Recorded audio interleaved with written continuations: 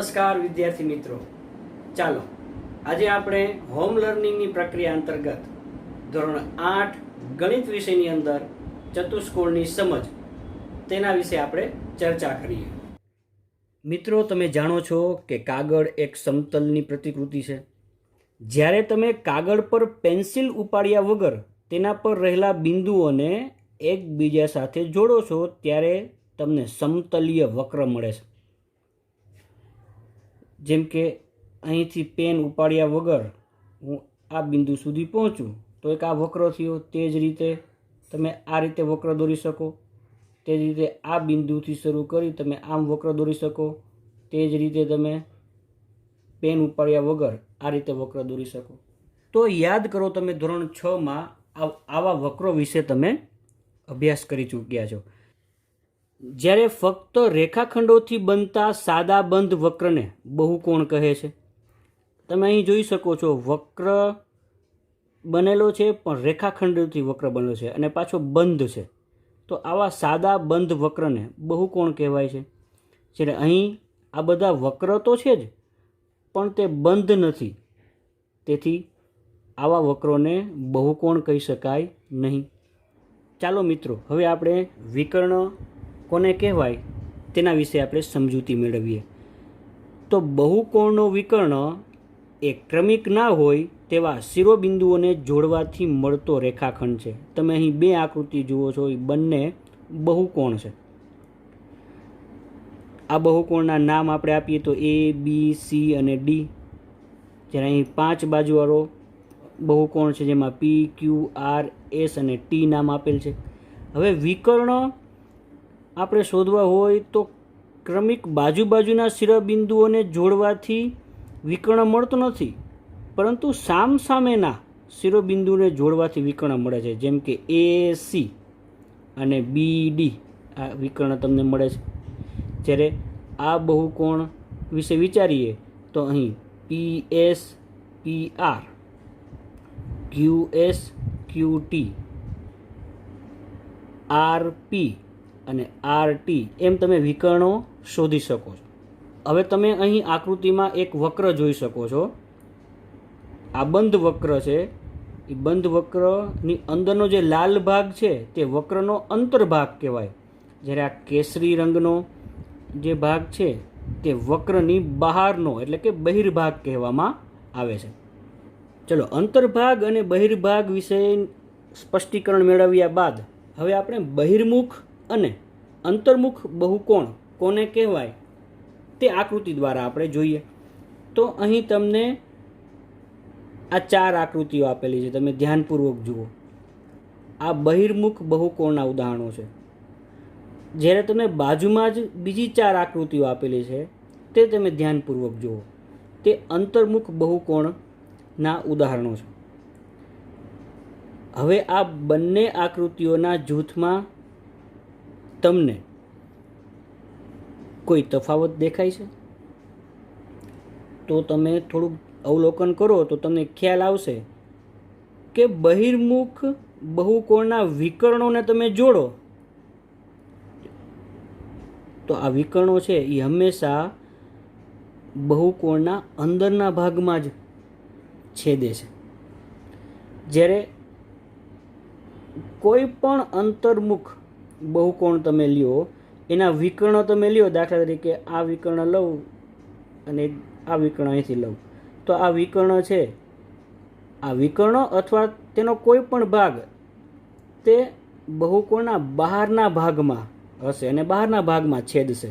તો આ એક મહત્વનો તફાવત છે જેનાથી બહિર્મુખ બહુકોણ અને અંતર્મુખ બહુકોણને તમે જુદા પાડી શકો છો। ચલો, હવે આપણે વધુ સ્પષ્ટીકરણ કરીએ તો નિયમિત અને અનિયમિત બહુકોણ। નિયમિત બહુકોણ એટલે કે જે બહુકોણની બધી બાજુઓ સમાન હોય અને બધા ખૂણા પણ સમાન હોય તો તેને નિયમિત બહુકોણ કહેવાય। તમે અહીં જોઈ શકો છો, બધી બાજુઓ સમાન છે અને બધા ખૂણા પણ સમાન છે। જ્યારે અનિયમિત બહુકોણની આકૃતિ તમે જોઈ શકો છો, તો અનિયમિત બહુકોણમાં પાસેની બાજુઓ સરખી હોય છે અને સામસામેના ખૂણા સમાન હોય છે.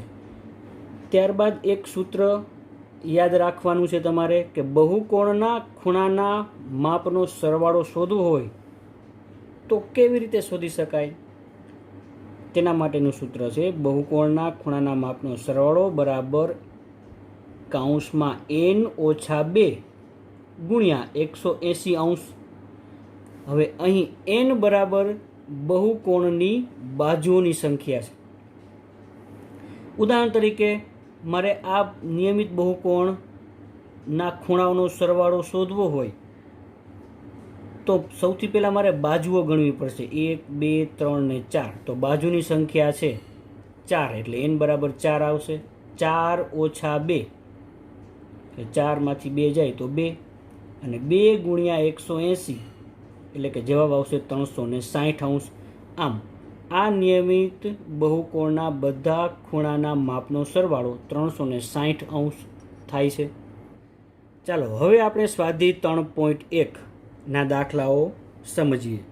દાખલા નંબર 1, અહીં તમને કેટલીક આકૃતિઓ આપેલ છે અને પ્રત્યેકનું નીચે દર્શાવેલ આધાર પ્રમાણે વર્ગીકરણ કરવાનું છે. હવે તમારે સરળ વક્ર, સરળ બંધ વક્ર, બહુકોણ, બહિર્મુખ બહુકોણ અને અંતર્મુખ બહુકોણમાં વર્ગીકરણ કરવાનું છે. તો સરળ વક્ર દર્શાવતી આકૃતિઓ કઈ કઈ છે? તો આમાં તમે જુઓ, સરળ વક્ર એટલે 1, 2, 5 અને 6 તથા 7 આ બધા સરળ વક્ર છે. જ્યારે સરળ બંધ વક્ર 1, 2, 5, 6 અને 7 આ બધા સરળ બંધ વક્ર છે.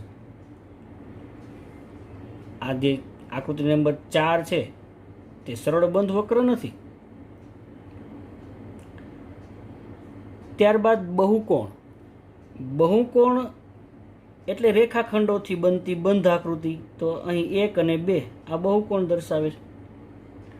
બહિર્મુખ બહુકોણ તો એવો બહુકોણ કે જેના વિકર્ણો તેના અંદરના ભાગમાં છેદે. તો એવી માત્ર એક જ આકૃતિ છે આ. એના વિકર્ણ તમે જુઓ તો અંદરના ભાગમાં છેદે છે. અને અંતર્મુખ બહુકોણ એટલે એના વિકર્ણો બહારના ભાગમાં છેદે. તો તમે વિકર્ણો તમે જોઈ શકો છો, આ બે સામસામે બહારના ભાગમાં છેદે છે. ત્યારબાદ દાખલા નંબર 2, નીચે દર્શાવેલ પ્રત્યેકને કેટલા વિકર્ણ છે તે જણાવો. તો બહિર્મુખ ચતુષ્કોણ. તો બહિર્મુખ ચતુષ્કોણ આપણે દોરીએ. બહિર્મુખ ચતુષ્કોણ એટલે ફરીથી યાદ કરો કે જેના વિકર્ણો અંદરના ભાગમાં છેદે. તો આવા વિકર્ણોની સંખ્યા તમે શોધો તો વિકર્ણની સંખ્યા છે 2.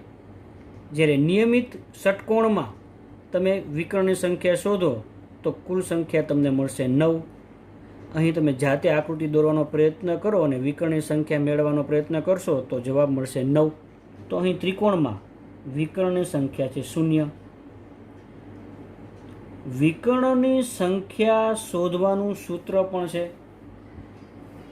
તમે યાદ રાખવાનો પ્રયત્ન કરજો. વિકર્ણોની સંખ્યા બરાબર કૌંસમાં n-1/2 ઓછા n, જ્યાં n બરાબર છે બાજુઓની સંખ્યા.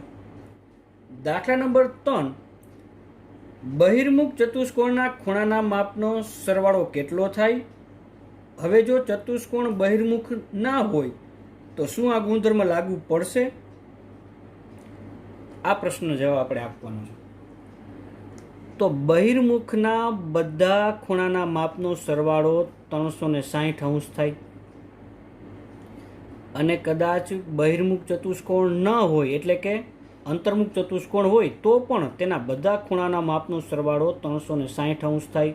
એક ઉદાહરણ લઈ, આકૃતિ અહીંયા તમે દર્શાવેલી છે. આકૃતિમાં તમે કોણ માપકની મદદથી તમે ખૂણાઓ માપો તો ખૂણો P છે 40°, ખૂણો Q છે 55°, ખૂણો R છે 35° અને ખૂણો S છે 230°. તો અહીં આ બધા ખૂણાઓનો સરવાળો કરીએ તો જવાબ મળે છે 360°. દાખલા નંબર 4માં તમે એક કોષ્ટક જોઈ શકો છો. તેમાં આકૃતિ, બાજુ અને ખૂણાના માપનો સરવાળો એમ 3 ભાગમાં કોષ્ટક વહેંચાયેલું છે. આ કોષ્ટકને તમે ધ્યાનપૂર્વક અવલોકન કરશો તો કોષ્ટક પરથી આપણે એક તારણ મળી શકે છે, જેમાં બહુકોણના ખૂણાના માપનો સરવાળો શોધવાનું સૂત્ર છુપાયેલું છે. તો બહુકોણના ખૂણાના માપનો સરવાળો બરાબર n ઓછા 2 ગુણ્યા 180 અંશ. અહીં n બરાબર બાજુઓની સંખ્યા. આ સૂત્ર વિશે આપણે અગાઉ ચર્ચા કરી ચૂક્યા છીએ.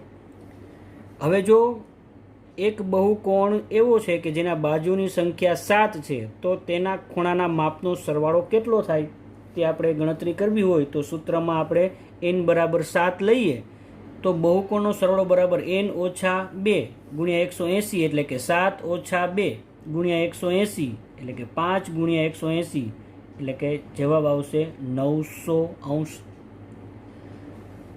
હવે એવો બહુકોણ કે જેના બાજુઓની સંખ્યા 8 છે, આવા બહુકોણનો સરવાળો કેટલો થાય તેની ગણતરી જોઈએ તો n બરાબર 8 લઈએ અને સૂત્રમાં કિંમત મૂકીએ તો 8 ઓછા 2 ગુણ્યા 180 એટલે કે 6 ગુણ્યા 180 એટલે 1080 અંશ. તેવી જ રીતે 10 બાજુવાળા બહુકોણના ખૂણાઓનો સરવાળો શોધવો હોય તો n બરાબર 10 લઈએ, સૂત્રમાં આપણે કિંમત મૂકીએ n ઓછા 2 ગુણ્યા 180 અંશ એટલે કે 10 ઓછા 2 ગુણ્યા 180 અંશ એટલે કે 8 ગુણ્યા 180 અંશ એટલે કે 1440 અંશ. અને આવા n બાજુવાળા બહુકોણોના ખૂણાઓનો સરવાળો તમારે શોધવો હોય તો તેના માટેનું સૂત્રની હમણાં જ આપણે ચર્ચા કરી n ગુણ્યા 2 ગુણ્યા 180 અંશ. દાખલા નંબર 5 માં તમને પૂછેલ છે નિયમિત બહુકોણ એટલે શું? એવા નિયમિત બહુકોણના નામ આપો જેમાં 3 બાજુ હોય, 4 બાજુ હોય અને 6 બાજુ હોય. તો સૌપ્રથમ નિયમિત બહુકોણ એટલે એવો બહુકોણ કે તેની અંદરના બધા જ ખૂણાઓના માપ સમાન હોય તથા બહુકોણની બધી જ બાજુઓના માપ સમાન હોય, તેને નિયમિત બહુકોણ કહેવાય. અને 3 બાજુવાળો નિયમિત બહુકોણ એટલે સમબાજુ ત્રિકોણ, 4 બાજુવાળો નિયમિત બહુકોણને ચોરસ કહેવાય અને 6 બાજુવાળા નિયમિત બહુકોણને નિયમિત ષટકોણ કહેવામાં આવે છે. દાખલા નંબર 6 આ ચારેય દાખલાઓની આકૃતિ આપેલી છે, તેમાં તમારે ખૂટતી વિગતો એટલે કે એક્સનું માપ શોધવાનું છે. તો સૌથી પહેલી આકૃતિ છે જે તમે જોઈ શકો છો, તેમાં ખૂણાઓના માપ પણ દર્શાવેલા છે. અહીં એક્સની કિંમત આપણે શોધવાની છે. તો અહીં 4 બાજુવાળો ચતુષ્કોણ છે અને આપને ખ્યાલ છે ચતુષ્કોણના ચારેય ખૂણાના માપનો સરવાળો 360 અંશ થાય. તો આપણે x વત્તા 120 વત્તા 130 વત્તા 150 મૂકીએ બરાબર 360 થાય. સરવાળો કરતાં x વત્તા 300 બરાબર 360 અને 300 ને બરાબરની જમણી બાજુ લઈ જઈએ તો x બરાબર 360 અંશ ઓછા 300 એટલે કે x બરાબર 60 અંશ જવાબ મળે. ત્યારબાદ બી આકૃતિમાં તમે જોઈ શકો છો 70 અંશ 60 અંશ x અને તમને અહીં બહાર અહીંયા તમને કાટકોણ આપેલો છે. હવે આ બંને ખૂણાઓ એ રૈખિક જોડના ખૂણાઓ છે એટલે આ 90 અંશ હોય તો આ અંદરનો ખૂણો પણ 90 અંશનો જ થાય. અને અહીં પણ આ ચતુષ્કોણ હોવાથી તેના બધા ખૂણાઓનો સરવાળો 360 અંશ થશે એટલે x વત્તા 90 વત્તા 60 એટલે x વત્તા 90 અંશ વત્તા 60 અંશ વત્તા 70 અંશ બરાબર 360 અંશ. સરવાળો કરીએ ખૂણાઓનો તો x વત્તા 220 અંશ બરાબર 360 અંશ.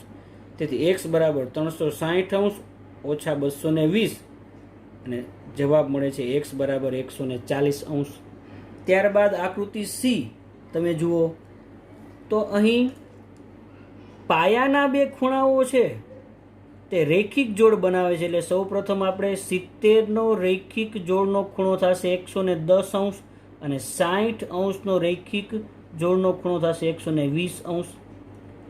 તો હવે અહીં પંચકોણના ખૂણાઓનો સરવાળો આપણે મેળવવાનો છે. તો હમણાં જ આપણે અગાઉ સૂત્ર ચર્ચા કરી ચૂક્યા કે કોઈ પણ બહુકોણના ખૂણાઓનો સરવાળો શોધવો હોય તો તેની બાજુની સંખ્યા ખબર હોય તો આપણે તેનો સરવાળો શોધવા માટેનું સૂત્ર લગાડી શકીએ.